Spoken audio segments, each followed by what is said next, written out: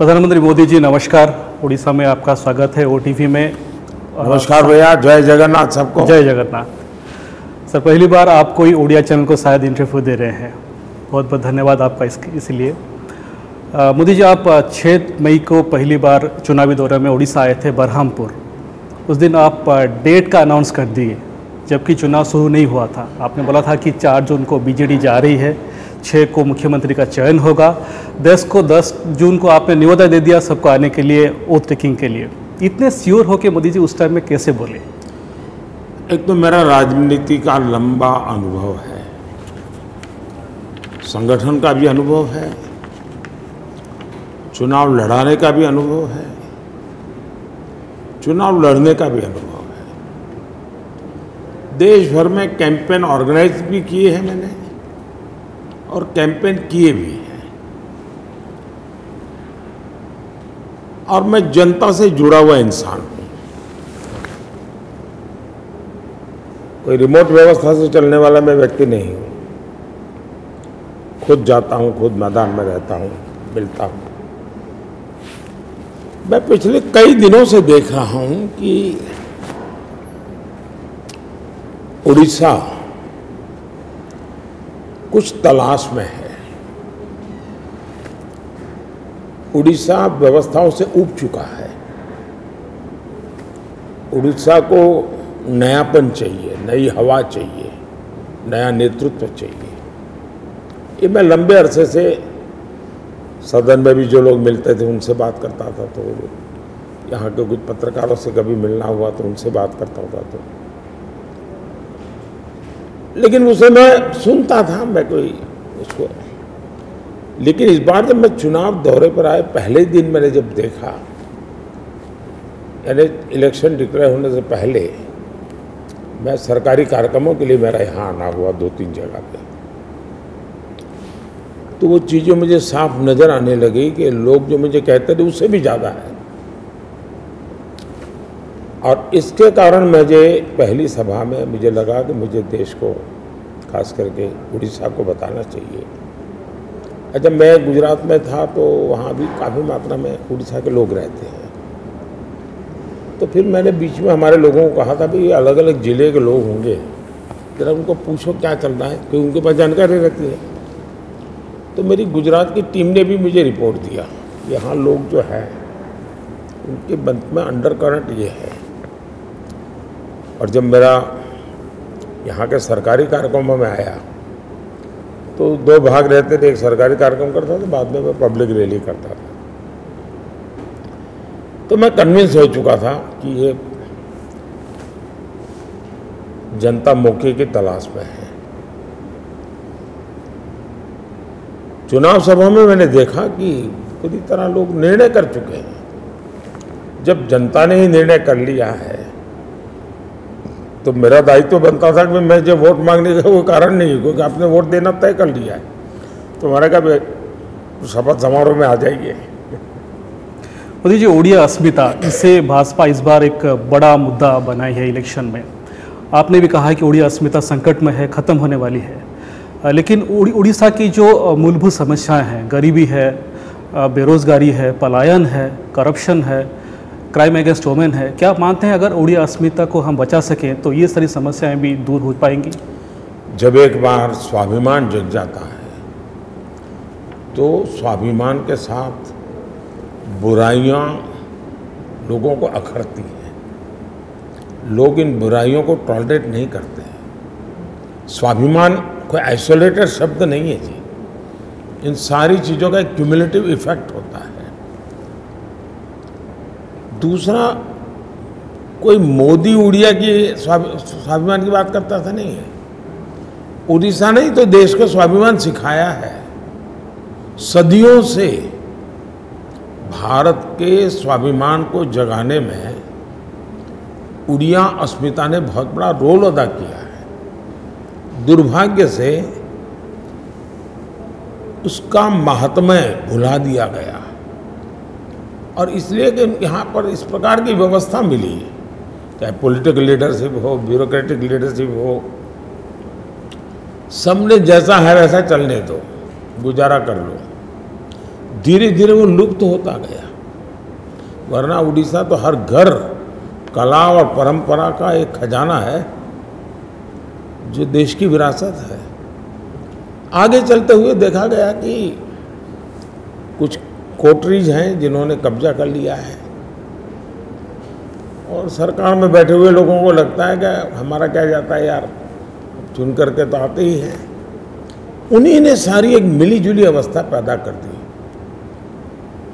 अब मैं देख रहा हूँ मेरे यहाँ गुजरात में शायद कलकत्ता के बाद सबसे ज़्यादा उड़िया लोग कहीं होंगे तो गुजरात में है। मेरा अनुमान है, मेरे पास कोई फैक्चुअली जानकारी नहीं है। तो मैं उनके सामर्थ्य से परिचित हूँ, लेकिन मैं हैरान हूँ कि इतने लोगों को रोजी रोटी के लिए इतना दूर आना पड़ रहा है। तो ये बड़ी चिंता का विषय है। इतने संसाधन, पूरे हिंदुस्तान को रोशनी देने की ताकत अकेले उड़िया में है, लेकिन वही अंधेरे में जी रहा है, तो कैसे चल सकता है।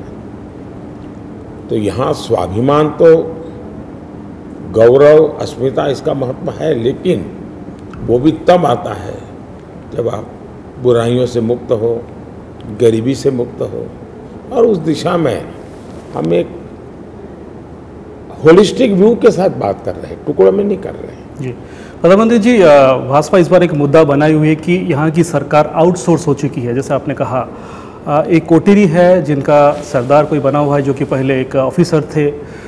तो आप भी मुख्यमंत्री रह चुके हैं गुजरात के। किन हालातों में एक 5 टर्म के चीफ मिनिस्टर इस एक माहौल में काम करते होंगे, आपका क्या अनुमान है? देखिए, गुजरात तो एक ऐसा राज्य है कि जहाँ पानी एक सबसे बड़ी समस्या, बाकी रोज़मर्रा की जिंदगी एक प्रकार से स्टेबल लाइफ, उतार चढ़ाव वाली नहीं।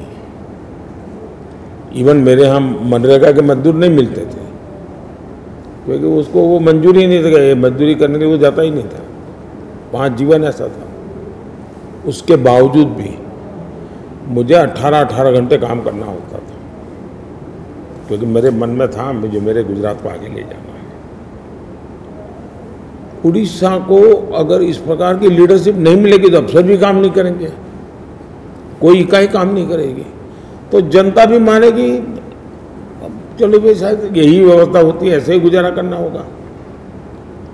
जब वो देखेंगे, अब आप गुजरात में काम करने वाले किसी भी उड़िया को पूछो तो एकदम कहता भाई हमारे यहाँ तो कुछ नहीं है, तुरंत कहता है। तो ये चिंता का विषय है ही है। प्रधानमंत्री जी, ये भगवान जगन्नाथ महाप्रभु का क्षेत्र है, ये एक बड़ा मुद्दा है इस बार। परिक्रमा प्रकल्प जो मंदिर के इर्द गिर्द बना, उसी टाइम में जब रामलला जी का प्राण प्रतिष्ठा चल रहा था, उसके बाद चाबी खोजना रत्न भंडार का, फिर चारों द्वार न खुलना, ये सारी समस्याएं हैं महाप्रभु जगन्नाथ के मंदिर को लेकर। इसको भाजपा अपने इश्तहार में भी सामने लाई है। इस बारे में आप क्या बोलना चाहेंगे? मैंने भी पब्लिकली कहा है जी कि रत्न भंडार की चाबी खो जाना ये चौंकाने वाली बात है। हाई कोर्ट की कमेटी का रिपोर्ट वो छुपा देना या न कह पब्लिक को, मतलब कुछ गड़बड़ है। और भगवान जगन्नाथ जी के प्रति श्रद्धा सिर्फ उड़ीसा में रहने वाले लोगों का ऐसा है नहीं है, हिंदुस्तान भर में है। और मैं तो अहमदाबाद से रहा हूँ, अहमदाबाद में जगन्नाथ जी का मंदिर है, वहाँ जगन्नाथ जी की रथ यात्रा निकलती है। और मैं हमेशा कहता हूँ अगर गरीबों का कोई देवता है तो वो जगन्नाथ है, कोई भी इसको सहन नहीं कर पाएगा। दूसरा, जहाँ तक क्राउड मैनेजमेंट का विषय है, ये तो सरकार की जिम्मेवारी है जी। आज काशी में पहले जहाँ 5,000 10,000 लोग आते थे, आज 1.5-2 लाख लोग आते हैं। तो वहाँ मैनेजमेंट हुआ, लोग आ रहे हैं, आराम से दर्शन करते हैं, पूजा पाठ करते हैं, चले जाते हैं। तो हमने ये हिंदुस्तान भर से यहाँ लोग आते हैं, ये भारत के लिए अत्यंत महत्व का तीर्थ क्षेत्र है जी। उसमें तो हमने हर प्रकार की व्यवस्थाएं करनी चाहिए। वो नहीं हो रही, उसका कारण क्या है? कारण यह है कि सरकार खुद जो होता है होने दो, चलती है चलने दो, उस मिजाज की है। प्रधानमंत्री जी, गवर्नमेंट स्कीम्स को लेकर यहाँ पर काफ़ी अरसे से एक विवाद चला आ रहा है। पहले जो केंद्र की जो स्कीम्स थी उससे यहाँ की सरकार अपने छापा लगाकर बोलती आ रही कि ये हमारा स्कीम है, उसे लेकर फिर उसे बदला गया। लेकिन अभी इलेक्शन के चुनाव के दौरान ये बोला जा रहा है अगर यहाँ भाजपा की सरकार आती है तो हमारे जो पॉपुलर स्कीम्स हैं उसे बंद कर देंगी। इसे लेकर आप क्या कहेंगे?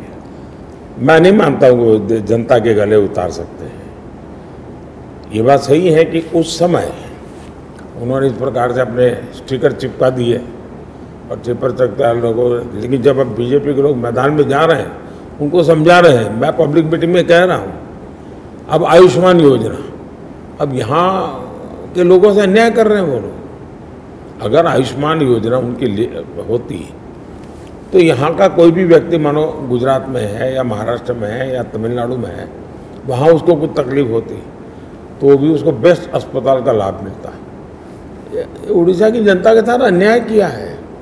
और जहाँ सबसे ज़्यादा पलायन है वहाँ दो चीज़ें बहुत उपयोगी है। एक one nation one ration card, दूसरा आयुष्मान योजना। और कितना ही पॉलिटिकल विरोध क्यों ना हो, इन दो चीज़ों में कभी भी पीछे नहीं रहना चाहिए। लेकिन दुर्भाग्य है कि व्यक्तिगत प्रतिष्ठा के मोह में या कुछ लोगों का वेस्टेड इंटरेस्ट होगा, इतने बड़ी जन सुखाकारी की योजना को नकार दिया गया। प्रधानमंत्री जी, पूरे देश में अभी कुछ महीनों से एक विवाद चला आ रहा है कि मोदी सरकार अपने अपोनेंट के खिलाफ सेंट्रल एजेंसी को लगा रही है, सीबीआई ईडी को लेकर। लेकिन यहाँ पर कहानी कुछ दूसरा है। 20 लाख से ज़्यादा चिटफंड के विक्टिम यहाँ पर हैं, लेकिन 2013 से उन्हें न्याय नहीं मिल रही है। सीबीआई यहाँ पर इतना एक्टिवेट नहीं हो पा रही है, तो इसे लेकर उन विक्टिम्स को आप क्या बोलना चाहेंगे? सीबीआई पूरी तरह एक्टिव है। काफ़ी लोगों के यहाँ छापेमारी भी होती रहती है, उसके लिंक भी ढूंढे जा रहे हैं। और सेंट्रल एजेंसी स्वतंत्र हैं, हम उसमें इंटरफेयर नहीं करते हैं। वे पूरी तरह अपना काम कर रहे हैं।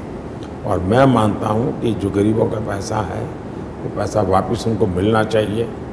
इस विषय में हम कमिटेड हैं। उसमें जो फंसे हुए हैं वो काफ़ी बीजेडी से लिंक्ड है। हम पूरी तरह उसमें कमिटेड हैं कि हम इसके पीछे पड़ेंगे, उनकी संपत्तियाँ जब्त करेंगे और जिसका पैसा है उसको मिलना चाहिए, वो मिलना चाहिए। प्रधानमंत्री जी, इससे जुड़ा हुआ मेरा दूसरा सवाल है, कांग्रेस के जितने भी बड़े नेता यहाँ कैंपेन करने आ रहे हैं, सभी का ये कहना है कि यहाँ पर देखिए ये सब नहीं हो रहा है क्योंकि कोई भीतरी दोस्ती है बीजेपी और बीजेडी के बीच में, जो अभी लड़ाई हो रहा है लेकिन इलेक्शन बाद फिर से हाथ मिला लेंगे, इसलिए तो गठबंधन की बात चल रही थी। ये कांग्रेस पार्टी के पास कोई एजेंडा नहीं है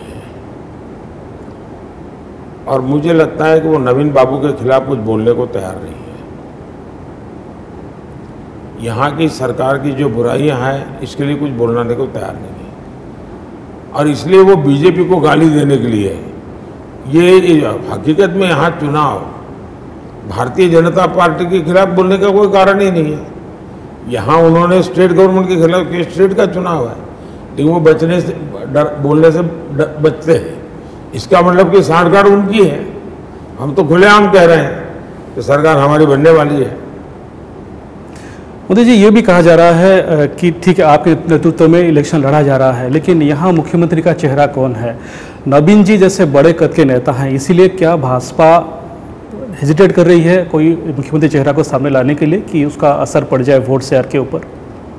मैं नहीं मानता हूँ कि अब देश की जनता इतने सालों के बाद और उड़ीसा की जनता इतने सालों के बाद ऐसे भ्रम में रहेगी। उन्होंने सब कुछ देख लिया है, कौन क्या है, कौन कितना करता है, किसके लिए करता है, कैसे करता है, कौन चलता है, कौन किसको चलाना पड़ता है, ये सारी चीज़ें जनता जानती है। तो मुख्यमंत्री के चेहरे के लेकर यहाँ पर कोई समस्या नहीं है, काफ़ी सारे एबल लीडर्स हैं आप मानते हैं? हम चुनाव जब लड़ते हैं ना तो कमल ही हमारा हर प्रकार से कैंडिडेट होता है, हमारा सिंबल है। उम्मीदवार का सिंबल भी वही है, सरकार बनाएंगे तो भी सिंबल वही है। मोदी जी, आप ओडिशा के जो नेचुरल रिसोर्सेस हैं उसे वाकिफ़ हैं, यहाँ के जो ह्यूमन रिसोर्स टैलेंट हैं, आपके टीम में भी काफ़ी सारे ओडिया ऑफिसर्स हैं, दल में भी काफ़ी सारे योग्य नेताएं हैं। उड़ीसा को लेकर मोदी जी का विजन क्या है? आप हर बार पूर्वोदय की बात करते आ रहे हैं। देखिए, उड़ीसा समृद्ध राज्य है, लोग गरीब हैं, यहाँ पर नेचुरल रिसोर्सेज, शायद मैं गुजरात के हिसाब से कहूँ तो गुजरात के पास नमक के सिवाय कुछ नहीं है। यहाँ हिंदुस्तान को जो चाहिए हो और भविष्य के भारत के लिए जो चाहिए वो सब यहाँ पर है। उसके बिना हिंदुस्तान में कुछ नहीं हो सकता। उसके बावजूद भी अगर उड़ीसा का मानव संसाधन, आज मेरी सरकार में जो मैं अफसर देखता हूँ वो सब उड़िया अफसर हैं। मेरे प्रिंसिपल सेक्रेटरी उड़िया है, आरबीआई गवर्नर उड़िया है। यानी एक प्रकार से समृद्ध विरासत वाले उड़िया लोग हैं। इतना सामर्थ्यवान प्रदेश कोई हो ही नहीं सकता है। थोड़ा समय चाहिए बस हमें, हम उसकी सारी आशा आकांक्षाओं को पूरी करने के लिए सामर्थ्य है। मोदी जी, हम इलेक्शन के बीच हैं, कुछ चरण खत्म हो गए हैं, कुछ फेजेस बाकी हैं। 400 पार को लेकर आप कितने कॉन्फिडेंट हैं और इसमें उड़ीसा का योगदान बोथ लोकसभा विधानसभा में क्या रहेगा? भारतीय जनता पार्टी 400 पार एनडीए, ये हमारा 4 चरण के मतदान के बाद विश्वास और दृढ़ हो गया है। उड़ीसा जो देगा उसको एक नई और ताकत दे देगा। तो भारतीय जनता पार्टी को या एनडीए को 400, पूरी चुनाव की लड़ाई क्या है? लड़ाई ये है कि हम कहते हैं 400 पार करेंगे, विपक्ष क्या कहता है? नहीं, 400 नहीं कर सकते हैं। तो मुद्दा 400 है और हमें लगता है हम 400 पार करेंगे, उनको लगता है नहीं 400 में रह जाएंगे। इसका मतलब ये हुआ कि देश की जनता ने 400 पार करने का तय मन बना लिया है जी। खड़गे जी आए थे तो बोले कि साउथ में कहाँ है भाजपा, तमिलनाडु में, केरला में कहाँ है? इनका ये भ्रम है। 2019 में भी साउथ में सबसे बड़ी पार्टी हम थे और 2024 में भी मैं कहता हूं कि साउथ में सबसे बड़ी पार्टी भारतीय जनता पार्टी होगी। और इस समय जिन राज्यों में असेंबली के चुनाव हो रहे हैं उसमें भी या तो बीजेपी की सरकार बनेगी या एनडीए की सरकार बनेगी, सभी राज्यों में जहां असेंबली का चुनाव चल रहा है। उड़ीसा में कितनी बढ़ोतरी होगी मोदी जी, कुछ प्रेडिक्शन करना चाहेंगे? मैं समय आने पर बताऊंगा। आखिरी सवाल, मोदी जी के नेतृत्व में भारत नया शिखर छू रहा है। जो हिस्ट्रिकल ब्लंडर थे, चाहे वो 370 का हो या राम मंदिर बनाने को, वो सारे हो गए। नेक्स्ट पारी में क्या है? यूसीसी मैं बहुत लंबा, मेरा अच्छा अनुभव रहा है। मुझे लंबे अरसे तक एक राज्य का मुख्यमंत्री रहा हूँ, 10 साल प्रधानमंत्री रहा हूँ। अब दुनिया को भी काफ़ी निकट से देखने का अवसर मिला है। मैं टुकड़ों में नहीं सोचता हूँ। जब देश की आज़ादी के 75 साल हो रहे थे तभी मेरे मन में था कि 75 साल एक टर्निंग पॉइंट है। हमने अब भारत की आज़ादी के 100 साल को एक गोल सेट कर देना चाहिए। देश के जनता सामान्य मानवीय को भी जोड़ देना चाहिए कि हमें यहाँ पहुँचना है। तो 25 साल का मेरा एक गोल है और इसलिए मैं कहता हूँ खुद के लिए 24/7 और 2047 इस मिजाज से मैं काम करता हूँ। हमने बड़ी एक्सरसाइज की है, 20 लाख से ज़्यादा लोगों का इनपुट लिया है और हमने 2047 का एक विजन डॉक्यूमेंट बनाया है। मैंने अफसरों को फिर कहा इसमें से 5 साल का तैयार करें। उसमें से अब इस बजट में हमने 1 साल का बना रहे हैं और फिर मैंने उसमें से 100 दिन का तैयार किया है। अब मैंने सोचा है कि 100 के बजाय मैं 125 दिन का भी बनाऊंगा और 25 दिन में स्पेशली डेडिकेट करना चाहता हूं देश के युवाओं के लिए। तो 125 दिन के काम को लेकर के मैं कर रहा हूं। तो मेरे मन में साफ है क्या करना, कब करना, कैसे करना, क्यों करना, किसके लिए करना, किस तरीके से करना है, सारे विषय मेरे बहुत क्लियर है। क्या कोई सरप्राइज की उम्मीद हम रखें? क्या कोई सरप्राइज की उम्मीद हम रखें? मैं समझता हूं कि जो सरप्राइज है वो सरप्राइज ही रहने देना चाहिए।